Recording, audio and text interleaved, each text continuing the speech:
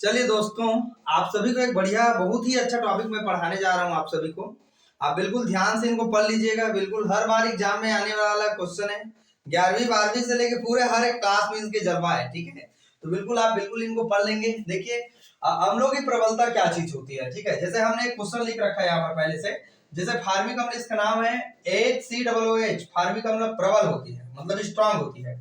जबकि CH3COOH, इसका नाम है एसिटिक एसिड, ये दुर्बल होते हैं। पूछा जा रहा है क्यों, बताइए, ठीक है।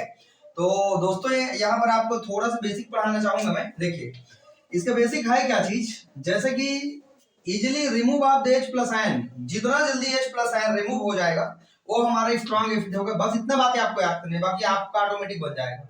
अब बिल्कुल कॉन्सेप्ट आपको समझ में आ गया तो कुछ भी प्रश्न देंगे आप बना लेंगे, ठीक है। चलिए देखते हैं। पहले तो मैं फार्मिक अम्ल का स्ट्रक्चर मैंने शो किया है और एसिटिक एसिड का भी स्ट्रक्चर हमने शो किया है।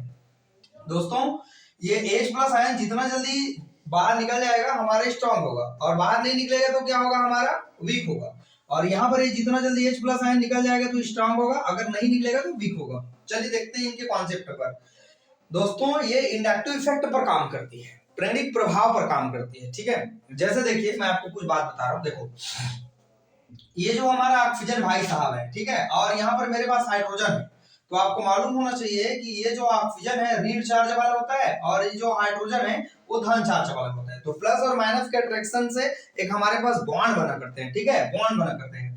और जितना ज्यादा इस ऑक्सीजन पर इलेक्ट्रॉन का डेंसिटी बढ़ जाएगा, घनत्व बढ़ जाएगा, उनका मान बढ़ जाएगा, तो H प्लस आयन को छोड़ेगा नहीं वो, बल्कि और वो स्ट्रॉन्ग कर लेगा बॉन्ड को, ठीक है। और जहां इस ऑक्सीजन पर इलेक्ट्रॉन का घनत्व अगर कम होगा तो H प्लस आयन जा सकता है। और हमको कंपेयर करना है ना भाई, कि फार्मिक अम्ल स्ट्रॉन्ग है लेकिन एसिटिक एसिड वीक है, वाई, बस उसी को हमको कंपैरिजन करना है, ठीक है। चलिए देखते हैं कैसे चीज होती है, ठीक है। देखो हम जानते हैं H प्लस आयन उतना ज्यादा इलेक्ट्रॉन डोनेटिंग ग्रुप नहीं है, थोड़ा बहुत चार्ज दे सकते हैं, तो थोड़ा बहुत ऑक्सीजन पर इलेक्ट्रॉन का घनत्व बढ़ गया।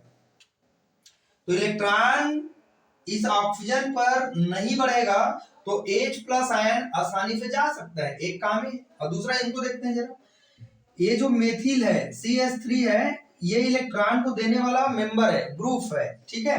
तो यहाँ पर ये इलेक्ट्रॉन को कौन खींच रहा है, ऑक्सीजन। तो इफ ऑक्सीजन पर इलेक्ट्रॉन का घनत्व क्या हो गया दोस्तों, इंक्रीज हो गया, मतलब बढ़ गए, है ना। तो मैंने बोला है ना, ऑक्सीजन पर इलेक्ट्रॉन का घनत्व बढ़ जाएगा तो वो H प्लस आयन आसानी से छूटेगा नहीं। तो अगर छूटेगा नहीं तो हमारा वो क्या होगा, हमारा वीक होगा। तो हम देख पाएंगे।